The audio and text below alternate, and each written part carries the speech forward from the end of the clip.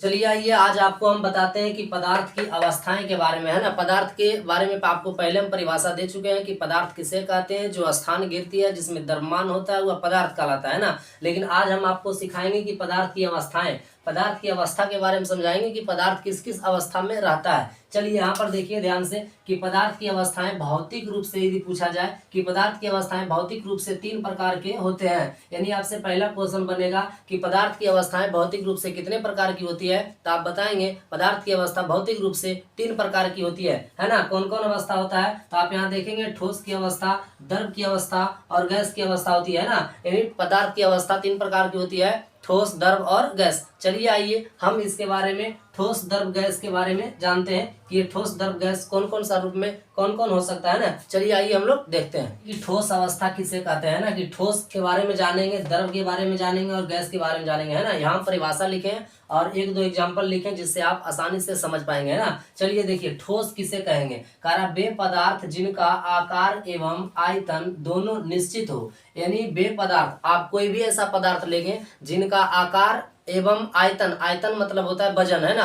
वे पदार्थ जिनका आकार एवं आयतन दोनों निश्चित हो वह क्या कहलाता है, तो ठोस कहलाता है ना। जैसे आप लेंगे लोहा को और पत्थर को, लोहा और पत्थर को यदि आप देखेंगे, लोहा को मान लिया जाए आप 5 केजी आज यहाँ पर कोई लिए पत्थर और उसको 10 दिन के बाद अगर उस तौलिएगा उस लोहा को तो वह 10 केजी ही रहेगा, है ना। उसके बाद में यदि लोहा को आप जिस जगह पर रख देंगे आप उसी जगह पर रहेगा, है ना। ऐसा आकार होता है। यानी ठोस अवस्था कह वे पदार्थ जिनका आकार एवं आयतन दोनों निश्चित हो, कभी आकार ना तो कभी आयतन घटता बढ़ता नहीं हो, जो पहले से है वह रहेगा, है ना। तो दोनों निश्चित होगा तो वह ठोस कहलाएगा, है ना। तो आप ठोस को जाने कि लोहा और पत्थर ये कौन सा अवस्था है, तो ठोस की अवस्था में, है ना। ये पदार्थ ठोस अवस्था में पाए जाते हैं। चलिए देखिए अब द्रव की अवस्था में देखेंगे, कह कि वे पदार्थ जिनका आयतन, ध्यान से आप समझेंगे, वे पदार्थ जिनका आयतन, आयतन यानी वजन, वे पदार्थ जिनका आयतन निश्चित, आयतन क्या हो, निश्चित हो, एवं आकार अनिश्चित हो। यानी आकार जो होगा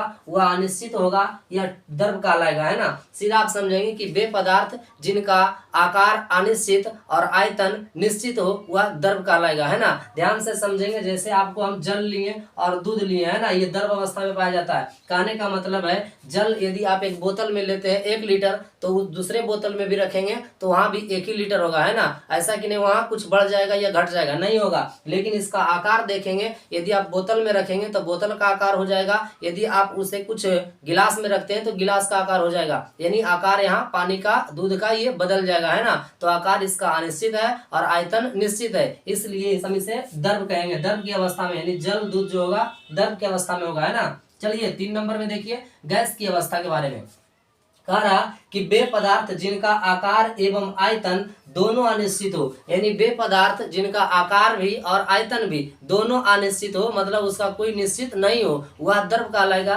ये गैसीय अवस्था में कहलाएगा, है ना। ये गैसीय अवस्था में कहलाएगा। जैसे आप एग्जाम्पल के रूप में जानेंगे कि ऑक्सीजन हो जाएगा और नाइट्रोजन हो जाएगा। यानी आप मान लिया जाए, चलिए इस गैस को आप देखेंगे ऑक्सीजन या नाइट्रोजन, कहीं आप सिलेंडर में भरेंगे ऑक्सीजन को, तो अगर मान लीजिए उसको दूसरे सिलेंडर में भरते हैं तो कुछ मात्रा में गैस निकल जाएगा, है ना। तो ये मतलब कि अनिश्चित हो जाएगा कि आयतन में। और आकार आप देखेंगे, मान लिया जाए आप 5 केजी का सिलेंडर लीजिए और उसको 7 केजी का सिलेंडर में डाल दीजिए फिर से, तो वह भी पूरे सिलेंडर में भर जाएगा। यानी आकार भी अपना बदल लेगा, है ना। तो आकार एवं आयतन दोनों इसका अनिश्चित है, कुछ भी निश्चित नहीं है, इसलिए हम नाइट्रोजन को, ऑक्सीजन को बोलेंगे गैस अवस्था में, है ना। ये गैस की अवस्था में पाए जाते हैं। चलिए